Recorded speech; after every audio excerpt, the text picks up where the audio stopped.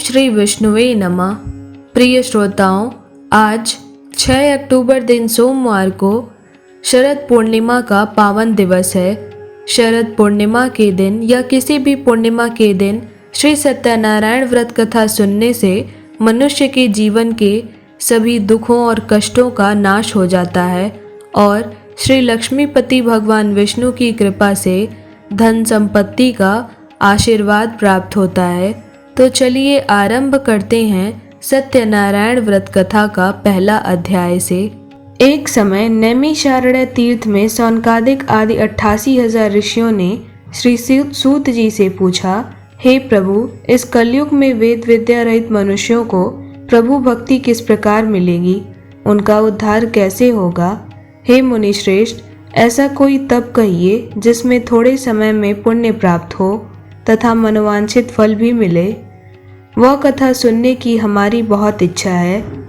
तब सर्वशास्त्र ज्ञाता श्री सूत जी महाराज बोले, हे वैष्णवों में पूज्य, आप सभी ने प्राणियों के हित की बात पूछी है। अब मैं उस श्रेष्ठ व्रत को आप लोगों से कहूँगा जिस व्रत को नारद जी ने भगवान श्री लक्ष्मी नारायण भगवान से पूछा था और लक्ष्मीपति ने मुनि श्रेष्ठ नारद जी से कहा था। आप यह सब कथा ध्यान से सुनिए। एक समय योगी राज नारद जी दूसरों के हित की इच्छा से अनेक लोकों में घूमते हुए मृत्यु लोक में आ पहुँचे। वहाँ बहुत योनियों में जन्मे हुए मनुष्यों को अपने कर्मों के द्वारा अनेक दुखों से पीड़ित देखकर किस यत्न को करने से निश्चय ही इनके दुखों का अंत हो सकेगा, ऐसा मन में सोचकर इंद्रलोक को गए। वहाँ श्वेत वर्ण और 4 भुजाओं वाले देवों के ईश नारायण को देखकर वो स्तुति करने लगे। हे भगवान, आप अत्यंत शक्ति से संपन्न हैं। मन तथा वाणी भी आपको नहीं पा सकती। आपका आदि मध्य तथा अंत नहीं है। निर्गुण स्वरूप सृष्टि के कारण भक्तों के दुखों को नष्ट करने वाले हैं आप। आपको मेरा नमस्कार है। हे मुनि श्रेष्ठ, आपके मन में क्या है? आप किस काम के लिए यहाँ आए हैं? निसंकोच कहिए। तब नारद मुनि ने कहा, हे प्रभु, मृत्यु लोक में सब मनुष्यों जो अनेक योनियों में पैदा हुए हैं अपने अपने कर्मों के द्वारा अनेक दुखों से दुखी हो रहे हैं। हे नाथ, मुझ पर दया रखते हैं तो कृपा करके बताइए कि उन मनुष्यों के सभी दुख और पीड़ा थोड़े से ही प्रयत्न से कैसे दूर हो सकते हैं। तब श्री भगवान बोले, हे नारद श्रेष्ठ, मनुष्यों की भलाई के लिए आपने ये बहुत अच्छी बात पूछी है। जिस काम को करने से मनुष्य मोह से छूट जाता है वह मैं कहता हूँ। आप ध्यान पूर्वक सुनिए। बहुत पुण्य देने वाला स्वर्ग तथा मृत्यु लोक दोनों में दुर्लभ यह व्रत अच्छी तरह विधान पूर्वक संपन्न करके मनुष्य मोह से छूट सकता है, वह मैं कहता हूँ। बहुत पुण्य देने वाला स्वर्ग तथा मृत्यु लोक दोनों में दुर्लभ यह उत्तम व्रत है। आज मैं प्रेमवश होकर आपसे कहता हूँ। श्री सत्यनारायण भगवान का यह व्रत अच्छी तरह विधान पूर्वक संपन्न करके मनुष्य तुरंत ही यहाँ सुख भोग कर मरने पर मोक्ष को प्राप्त होता है। तब श्री भगवान के इस प्रकार के वचन सुनकर नारद जी बोले, प्रभु, उस व्रत का क्या फल है, क्या विधान है? किसने यह व्रत किया है और किस दिन इस व्रत को करना चाहिए? कृपा कर एक बार विस्तार से कहिए। तब भगवान विष्णु बोले, नारद श्रेष्ठ, दुख शोक आदि को दूर करने वाला यह व्रत सब स्थानों पर विजयी करने वाला है। भक्ति और श्रद्धा के साथ किसी भी दिन मनुष्य श्री सत्यनारायण की शाम के समय ब्राह्मणों और बंधुओं के साथ धर्मपरायण होकर पूजन करे। भक्ति भाव से नैवेद्य केले का फल, घी, दूध और गेहूं का चूर्ण सवैया ले। गेहूं के अभाव में साठी का चूर्ण, शक्कर अथवा गुड़ ले तथा भक्ति भाव से भगवान का स्मरण करता हुआ समय व्यतीत करे। इस तरह व्रत रखने पर मनुष्य की इच्छा निश्चय ही पूरी हो जाती है। विशेषकर कलिकाल में मृत्यु लोक पर मोक्ष की प्राप्ति के लिए यही एक सबसे सरल और सुगम उपाय है। इस प्रकार श्री सत्यनारायण व्रत कथा का पहला अध्याय पूरा हुआ। दूसरे अध्याय में सूत जी कहते हैं, हे ऋषियों, जिसने पहले समय में इस व्रत को किया है उसका इतिहास कहता हूँ, ध्यान से सुनिए। सुंदर काशीपुरी नगरी में एक अत्यंत निर्धन ब्राह्मण रहा करता था। वह भूख और प्यास से बेचैन हुआ पृथ्वी पर इधर उधर घूमता था। ब्राह्मणों से प्रेम करने वाले भगवान विष्णु ने एक बार ब्राह्मण को दुखी देखकर बूढ़े ब्राह्मण का रूप धारण कर उसके पास जाकर आदर से पूछा, हे विप्र, तुम नित्य ही दुखी होकर पृथ्वी पर इधर उधर घूमते हो। हे श्रेष्ठ ब्राह्मण, यह सब मुझसे कहो कि आखिर इसका क्या कारण है, मैं सुनना चाहता हूँ। तब ब्राह्मण बोला, मैं निर्धन ब्राह्मण हूँ, भिक्षा के लिए इधर उधर पृथ्वी पर फिरता रहता हूँ। हे भगवान, यदि आप इससे छुटकारे का उपाय जानते हो तो कृपा कर कहिए। तब वृद्ध ब्राह्मण बोला कि श्री सत्यनारायण भगवान मनोवांछित फल देने वाले हैं, इसीलिए हे विप्र, तू उनका पूजन कर, जिसके करने से मनुष्य सब दुखों से मुक्त हो जाता है। ब्राह्मण की व्रत का सारा विधान बतलाकर बूढ़े ब्राह्मण का रूप धारण करने वाले सत्यनारायण भगवान अंतर्ध्यान हो गए। जिस व्रत को वृद्ध ब्राह्मण ने बताया है उसे मैं करूँगा, यह निश्चय करने के बाद उस ब्राह्मण को रात्रि में नींद नहीं आई। वह सवेरे ही उठकर सत्यनारायण भगवान के व्रत का निश्चय करके भिक्षा मांगने के लिए चल दिया। उस दिन उसको भिक्षा में बहुत सारा धन मिला, जिससे बंधु बांधवों के साथ उसने श्री सत्यनारायण भगवान का व्रत और पूजन किया। इसके करने से विप्र सब दुखों से छूटकर अनेक प्रकार की संपत्तियों से युक्त हुआ। उस समय से वह विप्र हर मास का व्रत करने लगा। इस तरह सत्यनारायण भगवान के व्रत को जो करेगा वह सब पापों से छूटकर मुक्ति प्राप्त कर लेता है। अब आगे श्री सूत जी कहते हैं, हे ऋषियों, अब आप बताइए कि अब आगे मैं किस कथा का वर्णन करूं।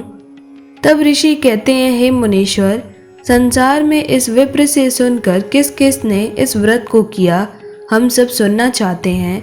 इसके लिए हमारे मन में अपार श्रद्धा है।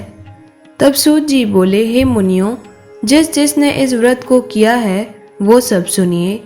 एक समय यह वृद्ध ब्राह्मण धन और ऐश्वर्य के अनुसार बंधु बांधवों के साथ व्रत करने को तैयार हुआ।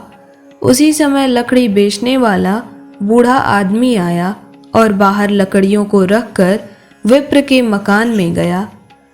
प्यास से दुखी होकर लकड़हारा उनको व्रत करते देखकर विप्र को नमस्कार करके कहने लगा कि आप किसका पूजन कर रहे हैं और इस व्रत करने से क्या लाभ मिलता है, कृपा करके मुझसे कहिए।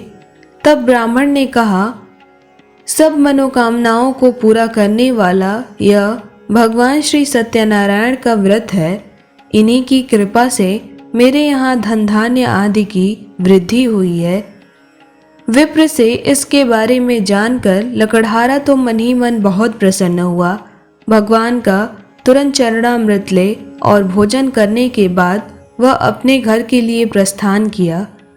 लकड़हारे ने अपने मन में इस प्रकार का संकल्प लिया कि आज गांव में लकड़ी बेचने से जो भी धन इकट्ठा होगा उसी से मैं भी सत्यनारायण भगवान का उत्तम व्रत करूंगा। यह मन में विचार कर वह बूढ़ा आदमी लकड़ियां अपने सिर पर रखकर जिस नगर में धनवान लोग रहते थे ऐसे सुंदर नगर में गया। उसे रोज वहां पर उन लकड़ियों का दाम पहले दिनों से बहुत ज़्यादा अधिक मिला। तब प्रसन्न होकर पके केले की फली, शक्कर, घी, दूध, दही और गेहूं का चूरन इत्यादि श्री सत्यनारायण भगवान के व्रत की कुल सामग्रियों को लेकर वह अपने घर आया। फिर उसने अपने भाइयों को बुलाकर विधि विधान के साथ भगवान सत्यनारायण का पूजन और व्रत किया। उस व्रत के प्रभाव से वह बूढ़ा लकड़हारा धन, पुत्र आदि से युक्त हुआ और संसार के समस्त सुख भोग कर वैकुंठ को प्रस्थान कर गया। इस प्रकार श्री सत्यनारायण व्रत कथा का दूसरा अध्याय पूरा हुआ। आइए अब आरंभ करते हैं तीसरा अध्याय। तीसरे अध्याय में श्री सूत जी बोले, हे ऋषि मुनियों, अब मैं आपको आगे की कथा सुनाता हूँ। प्राचीन समय में कनकपुर में उल्लाख नामक एक बुद्धिमान तथा सत्यवादी राजा राज्य करता था। वह प्रतिदिन मंदिर में जाकर सत्यनारायण भगवान की पूजा किया करता था और निर्धनों को खूब अन्न, वस्त्र और धन दान करता था। उसकी पत्नी सुभद्रा बहुत सुशील थी। वे दोनों हर महीने सत्यनारायण भगवान का व्रत करते थे। सत्यनारायण भगवान की अनुकंपा से उनके महल में धन संपत्तियों के भंडारे भरे थे। उनकी सारी प्रजा बहुत ही आनंद प्रसन्नता से जीवन यापन कर रही थी। एक बार राजा और रानी बहुत से लोगों के साथ जब भद्रशिला नदी के किनारे सत्यनारायण भगवान की पूजा कर रहे थे तो नदी के किनारे एक बड़ी नौका आकर ठहरी। उस नौका में एक धनी व्यापारी यात्रा कर रहा था। वह बहुत सा धन कमाकर अपने नगर को लौट रहा था। उसका सारा धन उस नाव में रखा हुआ था। नाव से उतरकर व्यापारी राजा के समीप पहुंचा। राजा को पूजा अर्चना करते देख उसने कहा, हे राजन, आप इन सब लोगों के साथ मिलकर इतनी श्रद्धा से किसकी पूजा कर रहे हैं? इस पूजा को करने से मनुष्य को क्या लाभ मिलता है?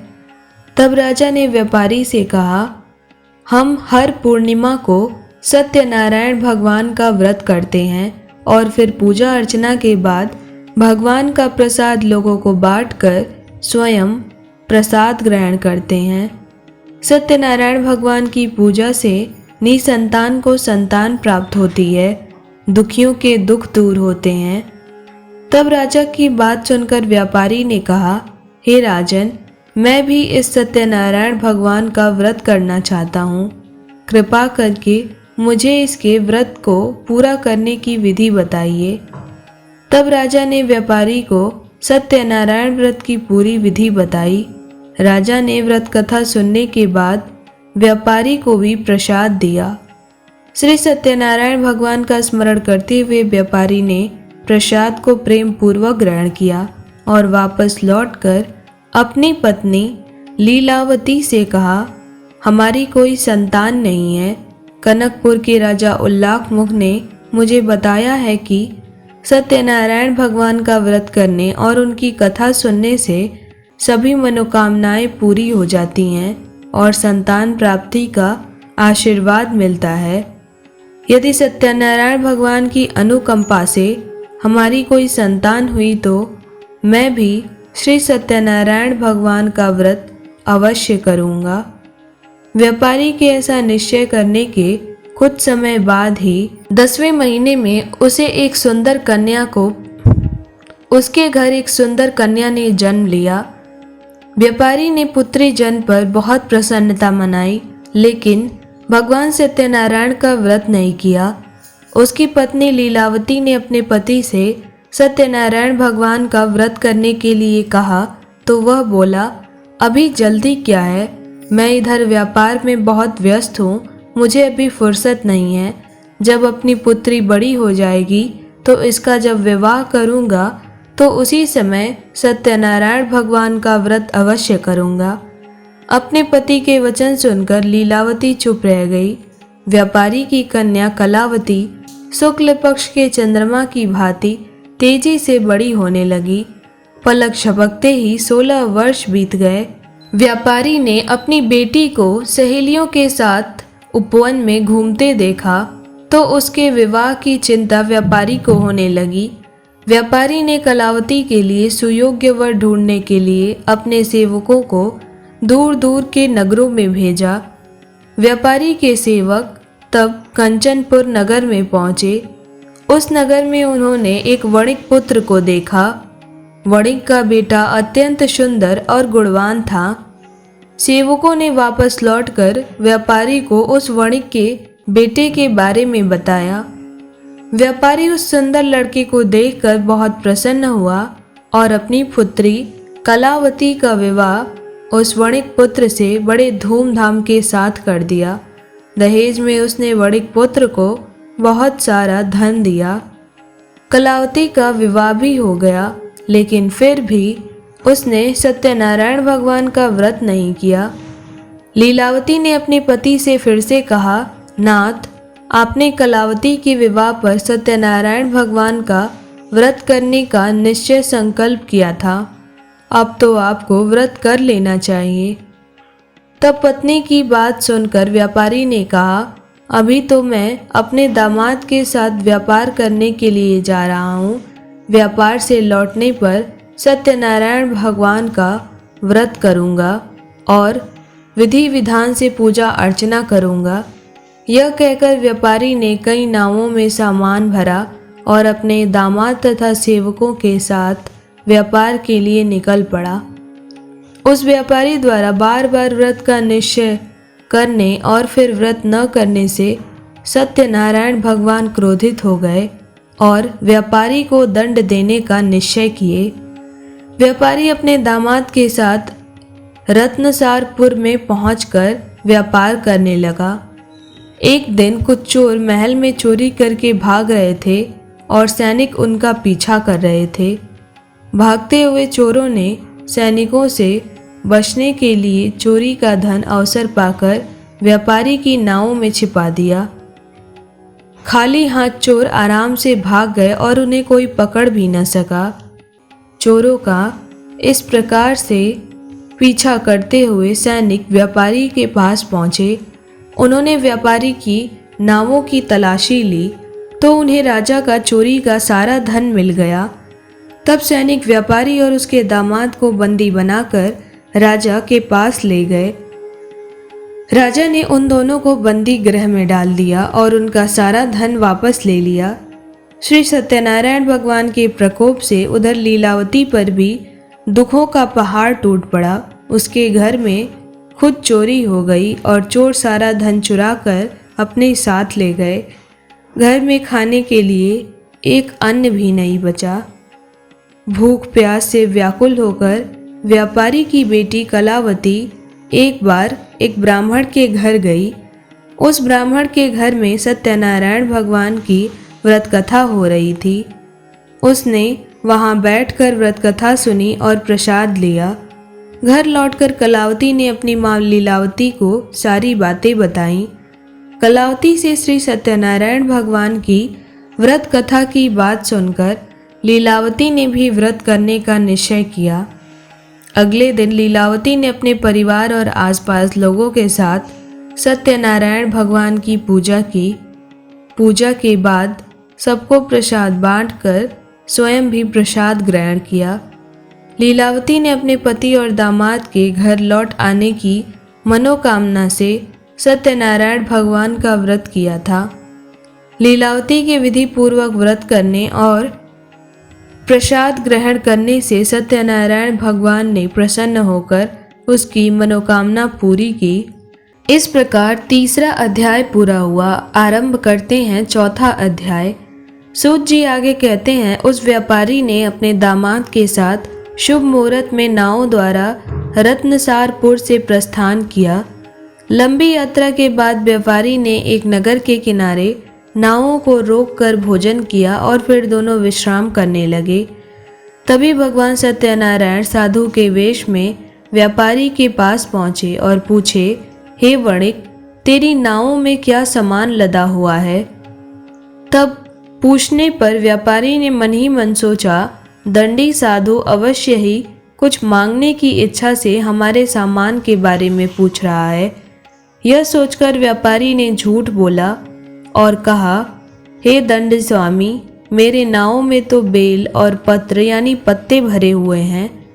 व्यापारी के झूठे वचन सुनकर सत्यनारायण भगवान क्रोधित हो उठे और बोले, हे वैश्य, जो तुमने कहा है वही सत्य होगा। इतना कहकर भगवान सत्यनारायण दूर जाकर अंतर्ध्यान हो गए। फिर उधर व्यापारी दंडी साधु को वहां से खाली हाथ लौटाकर बहुत प्रसन्न हुआ। लेकिन जब व्यापारी ने अपनी नाव में बेल और पत्र से भरे हुए देखे तो वह आश्चर्य हो चकित होकर विलाप करने लगा और मन ही मन अपने झूठ बोलने का प्रायश्चित करने लगा। रोते रोते व्यापारी मूर्छित हो गया। कुछ देर बाद जब उसकी मूर्छा नष्ट हुई तो वह फिर से विलाप करने लगा। तब उसके दामाद ने कहा, आप इतना दुखी मत होइए, वह सब उस दंडी साधु के श्राप के कारण हुआ है, अतः वही दंडी महाराज हमें इस विपत्ति से छुटकारा दिला सकते हैं। दामाद के वचन सुनकर व्यापारी दंडी साधु की तलाश में चल दिया। कुछ देर ढूंढने के बाद उसे एक वृक्ष के नीचे दंडी के रूप में सत्यनारायण भगवान मिल गए। व्यापारी ने दंडी साधु के चरणों में गिरकर झूठ बोलने के लिए क्षमा मांगी। दंडी स्वरूप सत्यनारायण भगवान तब बोले, हे वणिक पुत्र, तेरे बार बार झूठ बोलने के कारण ही मैंने तुझे दंड दिया है। तूने बार बार सत्यनारायण भगवान अर्थात मेरी पूजा करने के लिए कहा, लेकिन कभी किया नहीं। तब व्यापारी ने हाथ जोड़कर कहा, हे भगवान, आप तो दीन दुखियों के कष्ट दूर करने वाले हैं, सबकी मनोकामनाएं पूरी करते हैं। मेरी इस गलती को भी क्षमा करिए। आपके रूप को तो ब्रह्मा भी नहीं जान पाते। अब मैं भला कैसे अज्ञानी आपकी लीला को समझ पाता। अब मैं जीवन में कभी झूठ नहीं बोलूँगा। सदैव श्री सत्यनारायण भगवान का व्रत और पूजन करूँगा। आप मुझ पर अनुकंपा करें। व्यापारी की क्षमा याचना सुनकर दंडी साधु ने उसे क्षमा कर दिया। उसी समय व्यापारी की नावों में भरे हुए बेल और पत्ते धन धान्य से फिर से परिवर्तित हो गए। व्यापारी ने अपने सेवकों के साथ अगले दिन सत्यनारायण भगवान का व्रत करके उनकी पूजा की। सबको प्रसाद वितरित करके स्वयं भी प्रसाद ग्रहण किया। इसके बाद व्यापारी ने अपने नगर की ओर प्रस्थान किया। अपने नगर में पहुंचकर व्यापारी ने एक सेवक को घर भेजा। सेवक ने उसके घर पहुंचकर लीलावती को सूचित किया। उस समय लीलावती और कलावती दोनों सत्यनारायण भगवान की पूजा कर रही थीं। पति और दामाद के लौट आने का समाचार सुनकर लीलावती ने पूजा पूरी करके प्रसाद ग्रहण करने के बाद कलावती से कहा, बेटी, मैं नदी के किनारे जा रही हूँ, तुम घर का पूरा काम करके आना। इतना कहकर लीलावती नदी की ओर चल पड़ी। परंतु कलावती पति से मिलने की खुशी में प्रसाद को बिना खाए ही घर से निकलकर नदी के किनारे आ पहुंची। उसके प्रसाद ग्रहण न करने के कारण सत्यनारायण भगवान रुष्ट हो गए। उन्होंने व्यापारी की नावों को नदी में डुबो दिया। अपने पति को वहां न देखकर कलावती ने जोर जोर से रोना शुरू कर दिया। तब व्यापारी ने कहा, पुत्री, अवश्य ही तुमसे कोई भूल हुई है। उसी भूल के कारण सत्यनारायण भगवान ने तुम्हें यह दंड दिया है। तब व्यापारी ने सत्यनारायण भगवान से प्रार्थना की कि हे भगवान, मेरे परिवार को स्त्री पुरुष से कोई भी भूल हुई हो तो उसे अवश्य क्षमा कर दीजिए। तभी आकाशवाणी हुई, हे वणिक पुत्र, तेरी कन्या मेरा प्रसाद ग्रहण करे बिना ही चली आई है। यदि अब घर पहुंचकर तेरी कन्या प्रसाद को खाकर वापस आए तो उसे पति के दर्शन होंगे और डूबी हुई नावें भी जल के ऊपर आ सकेंगी। कलावती ने वैसा ही किया। उसके बाद प्रसाद ग्रहण करके वापस लौटने पर नावें जल के ऊपर आ गई। दामाद भी सुरक्षित प्रकार से नदी से निकल आया।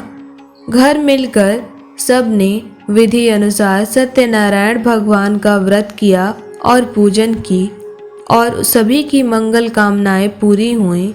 इसके बाद सभी आनंद पूर्वक जीवन यापन करते हुए विष्णु लोक को प्राप्त हो गए। इस प्रकार सत्यनारायण व्रत कथा का चौथा अध्याय पूरा हुआ। अब आरंभ करते हैं 5वां अध्याय। श्री सूत जी बोले, हे ऋषि मुनियों, मैं और भी कथा सुनाता हूँ। कौशलपुर में एक राजा थे तुंगध्वज। उनकी प्रजा उनकी छत्र छाया में आनंद पूर्वक रह रही थी। राजा तुंगध्वज अपनी प्रजा के सुख दुख का बहुत ध्यान रखते थे, लेकिन एक बार उन्होंने सत्यनारायण भगवान का प्रसाद नहीं खाया। तब सभी को चिंताओं से मुक्त करके धन संपत्ति से भंडार भरकर प्राणियों को जीवन देने वाले तथा सभी दुखों को श्री सत्यनारायण भगवान ने राजा को प्रसाद न ग्रहण करने का दंड दिया। एक दिन राजा तुंगध्वज जंगल में हिंसक पशुओं का शिकार करने निकले थे। तेजी से घोड़ा दौड़कर शिकार का पीछा करते हुए अपने सैनिकों से अलग हो गया और देर तक हिंसक जानवरों के जाकर नीचे बैठ गया। समीप में ही कुछ चरवाहे सत्यनारायण भगवान की पूजा कर रहे थे। राजा ने उनके पास से गुजरते हुए सत्यनारायण भगवान को नमस्कार नहीं किया। चरवाहों ने राजा को पूजा के बाद प्रसाद दिया तो राजा ने उन्हें छोटे लोग समझकर प्रसाद नहीं खाया और घोड़े पर सवार होकर अपने नगर की ओर चल दिया। राजा जब नगर में पहुंचा तो देखा कि उसका सारा वैभव, धन संपत्ति और सुख नष्ट हो चुका है। सत्यनारायण भगवान के प्रकोप से राजा निर्धन हो गया। तब राज ज्योतिषी ने राजा से कहा, महाराज, आपसे अवश्य ही कोई भूल हुई है। अगर आप उस भूल का प्रायश्चित कर ले तो सब कुछ पहले जैसा ही हो जाएगा। तब राजा को तुरंत अपनी भूल का स्मरण हो आया। अतः मंदिर में जाकर राजा ने सत्यनारायण भगवान से क्षमा मांगी और उनका पूजन किया। पूजा के बाद प्रसाद ग्रहण करने से भगवान सत्यनारायण की अनुकंपा से चमत्कार हुआ। राजा का खोया हुआ वैभव पुनः लौट आया। सत्यनारायण भगवान की अनुकंपा से उसके जीवन के सभी दुखों का नाश हो गया और वह भोग करते हुए अंत में सत्यनारायण भगवान के लोक को गया और मोक्ष को प्राप्त किया। सत्यनारायण भगवान के व्रत पूजा को जो भी मनुष्य करता है उसके सभी दुख चिंताएं नष्ट हो जाती हैं। उसके घर में धन धान्य के भंडारे भर जाते हैं। निसंतान को संतान की प्राप्ति होती है और वह मोक्ष को प्राप्त कर सीधे वैकुंठ को प्रस्थान करता है। श्री सूत जी ने कुछ पल रुककर कहा, हे श्रेष्ठ मुनियों, सत्यनारायण भगवान के व्रत को पूर्व जन्म में जिन लोगों ने किया उन्हें दूसरे जन्म में सभी तरह के सुख प्राप्त हुए। वृद्ध सनातन ब्राह्मण ने पूर्व जन्म में सत्यनारायण का विधिवत व्रत किया तो दूसरे जन्म में सुदामा के रूप में भगवान की पूजा करते हुए अंत में मोक्ष को प्राप्त कर वैकुंठ धाम को गए। उल्लाख मुख राजा ने अगले जन्म में राजा दशरथ के रूप में मोक्ष को प्राप्त किया और व्यापारी ने मोरध्वज के रूप में जन्म लिया और अपने पुत्र को आरे से चीरकर भगवान की अनुकंपा से वैकुंठ को प्राप्त किया। राजा तुंगध्वज अगले जन्म में मनु के रूप में जन्म लेकर भगवान विष्णु का पूजा पाठ करते हुए लोकप्रिय होकर सत्कर्म करते हुए मोक्ष को प्राप्त कर वैकुंठ धाम को गए। हे ऋषियों, हे मुनियों, श्री सत्यनारायण भगवान का व्रत पूजा और सभी चिंताओं से मुक्त करने वाला माना गया है। धन संपत्ति के भंडार भरने वाला तथा जन्म जन्मांतर के पाप से मुक्ति दिलाने वाला यह उत्तम श्री सत्यनारायण व्रत कथा माना गया है। इसे हर मनुष्य को करना चाहिए। इस प्रकार श्री सत्यनारायण व्रत कथा संपूर्ण अध्याय पूरा हुआ।